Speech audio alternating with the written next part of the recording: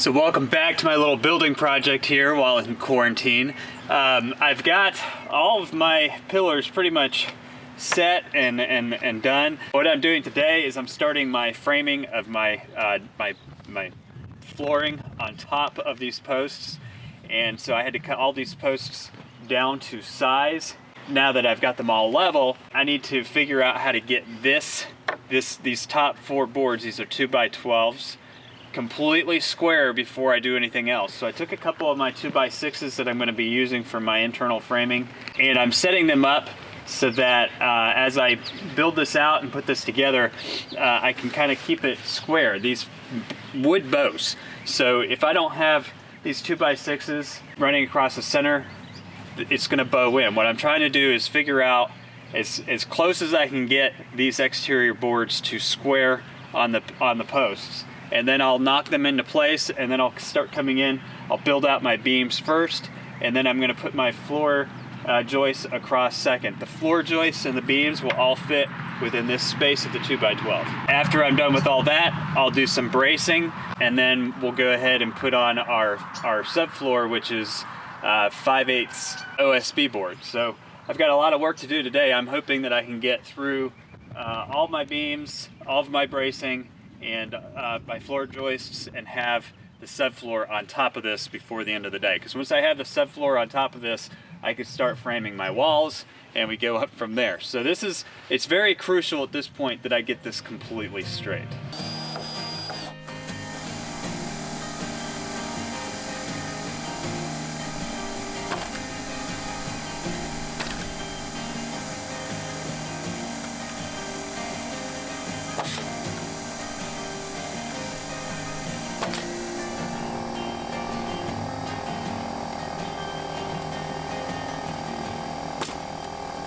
Basically what I have is I have two 2x6s put together for beams, and there's underneath this deck there's 5 beams going out the sides, and then around the outside I have a 2x12, and then on the insides running parallel with the beams I have two 2x6s. So you have a beam on the outsides, and then you have the 2x12 holding everything together. And because the beams are 6x6s, when I put in my floor joists, which are 6x6s, everything fits perfectly inside those 2x12s.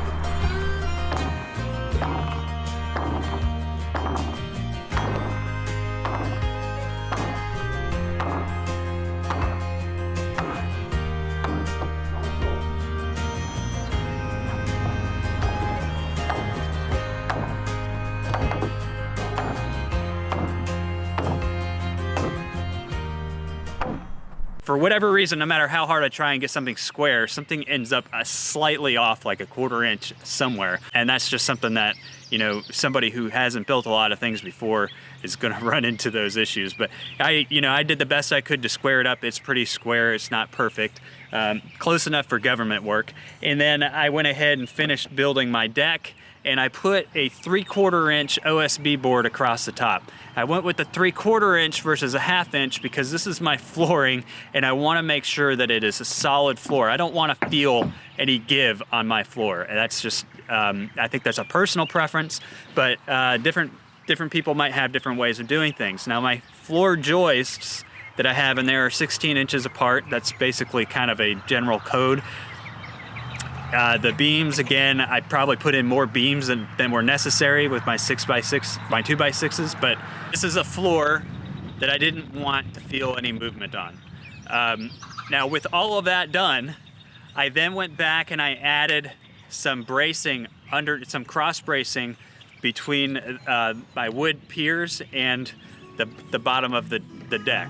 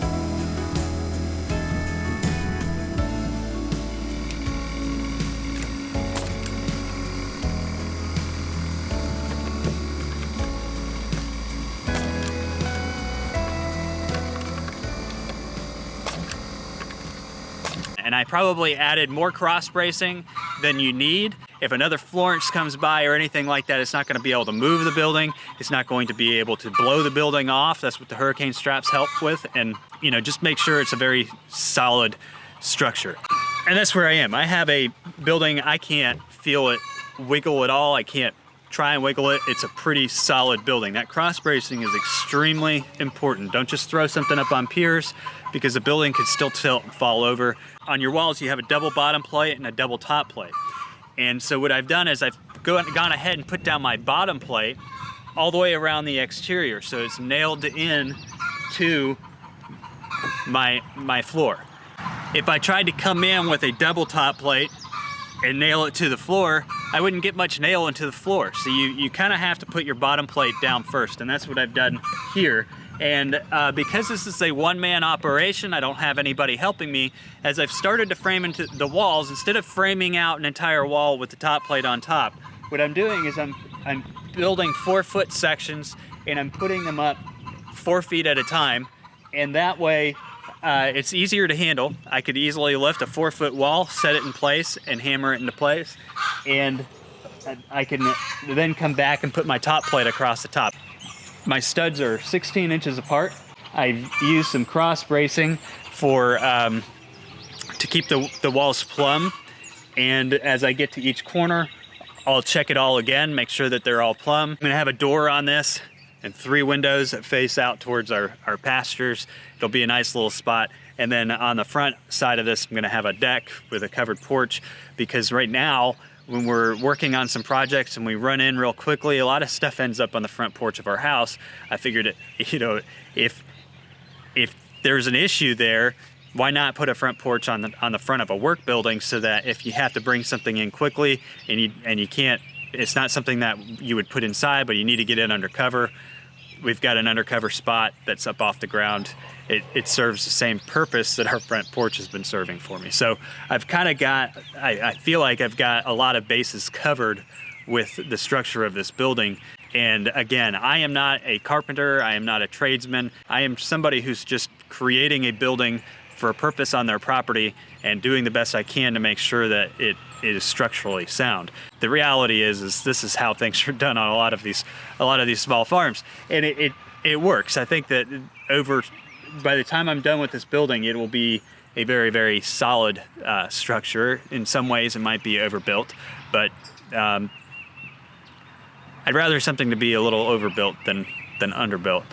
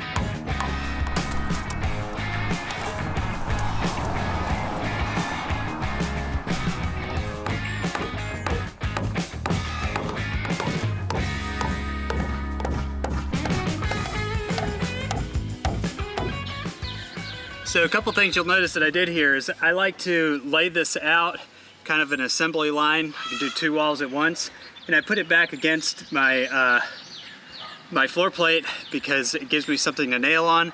I also don't like using my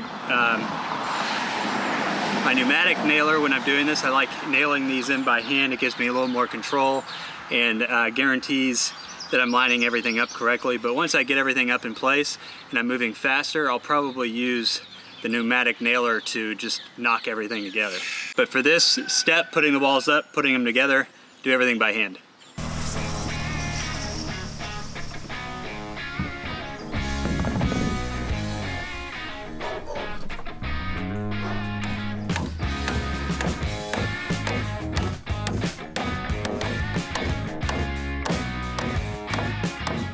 So another benefit of doing these 4-foot sections as I put them up is that right here, every 4 feet, I have a double stud. And that makes it easier when I put my sheathing on from the outside that are 4 feet apart to have plenty of room to nail that sheathing to my wall. Whereas if I just had a single stud here, I'd be trying to split two sheets of sheathing and nail into the same one, or I'd have to put blocks in on the other side.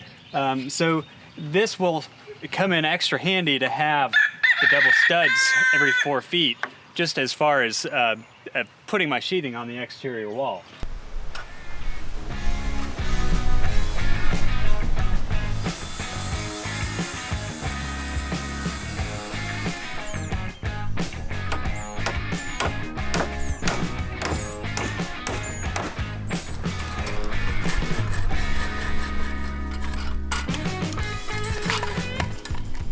Now, yesterday I started on my ceiling joists.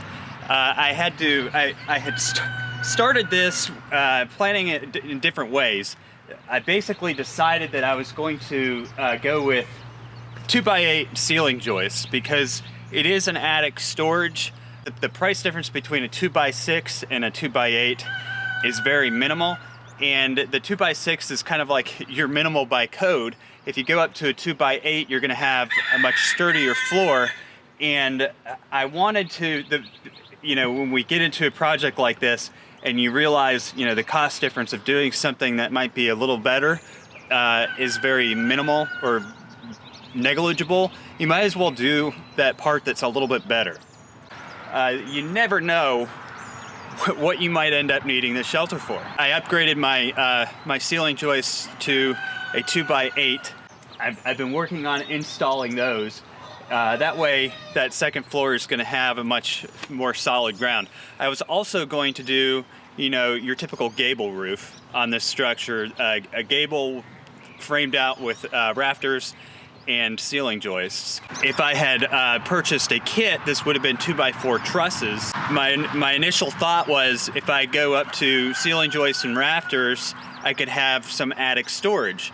And then as I've kind of gotten into this process a little bit, I realized that if I went from the gable roof to a gambrel roof, then I could actually put some walls on that second floor, have more ceiling height for more of the space for a minimal cost difference. And that would actually give me almost a full-size room on the second floor of this with a very solid floor by going up to the 2x8s. That's kind of where I am now. I've changed my plans a little bit. I'm going to the gambrel roof instead of a gable roof, and I'm going to be installing some walls up there after I get the ceiling joists in. But my first step, so I guess my steps here are installing the ceiling joists. We're gonna put a stair going up to the second floor instead of an attic pull down. It's actually cheaper. It takes away some space from the bottom floor, but I'm making more use of the second floor. And I'm gonna go ahead and sheathe the outside of the first floor before I put the flooring on the second floor. I'm gonna do the flooring on the second floor after I do that. And then that way I have something secure that I can walk around on as I build my rafters and my gambrel roof. It's a bit of a process, but I'm getting further a lot quicker than I was thinking initially. Framing this exterior up was a pretty easy job. Now with the stairs, there are a couple things that I ran into. Lowe's had a sale on stair stringers, and so you could get a 6-step stringer for $12, which was cheaper than buying a 2x12 and cutting it yourself.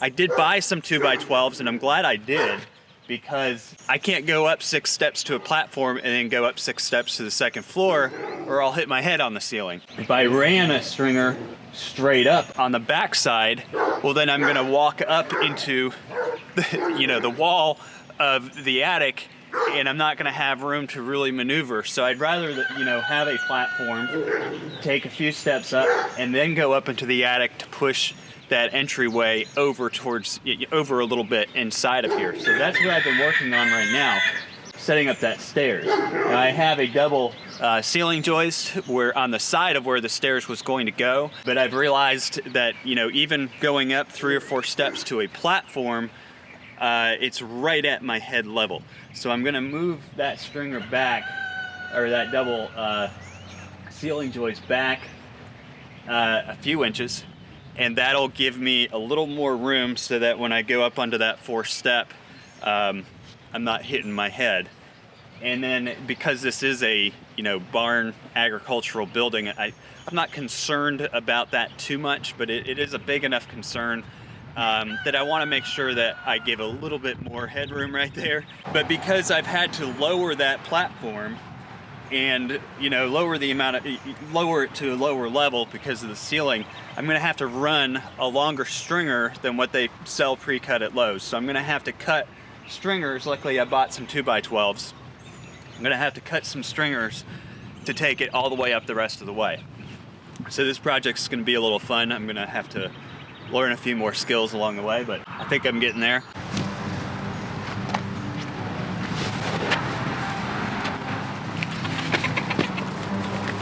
Oh, there's a hole.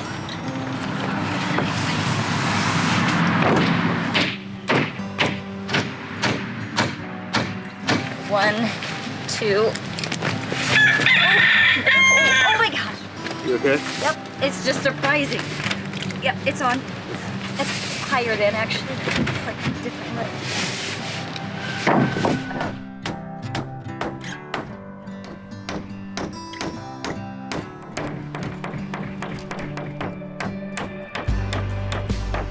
So the weather's been a little bit crazy around here. We've had 80-something degree days, and then we have days like today where we had frost, and it's a bit on the chilly side. And with those drastic temperature changes, we've had a lot of wind, which makes it difficult to be able to put the camera up and film what's going on out here.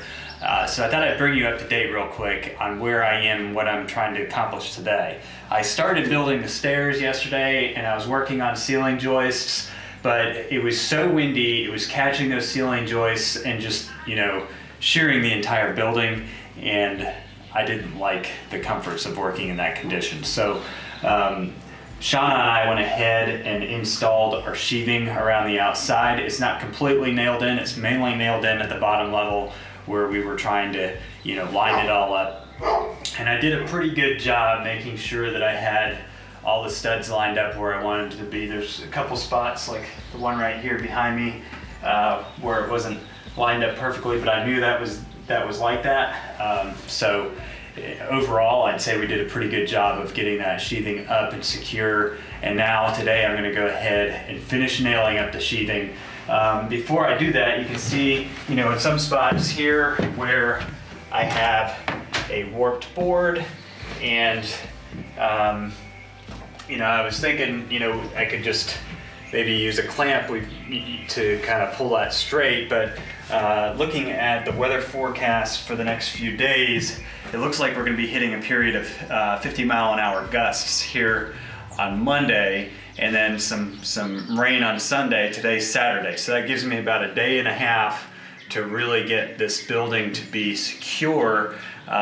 Instead of pushing to get the roof on it before that rainstorm gets here, what I'm probably going to do is focus on getting this building as secure as possible. With the sheathing, you're not going to get much movement once I nail it all in completely, and that's because the sheathing cross braces the entire building. But because this is just a 16 by 16 building, it sits pretty high. We're going with a second level. I feel like heavy wind shear could still rock this structure. So what I'm going to be doing today is I'm going to be not only further securing the sheathing to the outside, but I'm going to be adding more hurricane ties to all my ceiling joists, get all that stuff done. I didn't put hurricane straps underneath. I'm going to add hurricane straps underneath, as well as some larger metal straps. That's to keep the building from blowing off. We cross nail everything, we nail everything to the foundation, but we want to make sure that we have straps as well so that the building doesn't come flying off of my piers. It doesn't seem like it could do that, but believe it or not, it could. And then I'm in here, I'm going to add some noggins across the building. depending on where you are, they may or may not be required by code. And then I'm also going to add some diagonals for wind shear. Diagonals aren't normally required when you use the proper sheathing on your building, but again, I because of where this building is positioned on our property on top of a hill, and it's a pretty tall building, I just want to make sure that there's not a whole lot of rocking that can occur at all on this building. I want this building, when you grab a wall and try and shake it, I don't want it to even, wiggle. Okay, so for my noggins, I've taken some measurements from each of my studs on a wall, and I measured at the bottom of the stud between the two, and that gives me, the length of each of my noggins. And noggins aren't necessarily for shear protection. What they're going to do is they're going to help me from having my walls buckle under pressure.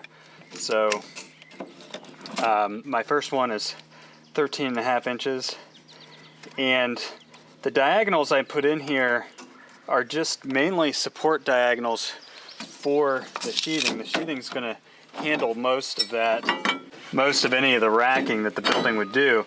But for now, I'm going to get the noggins knocked out.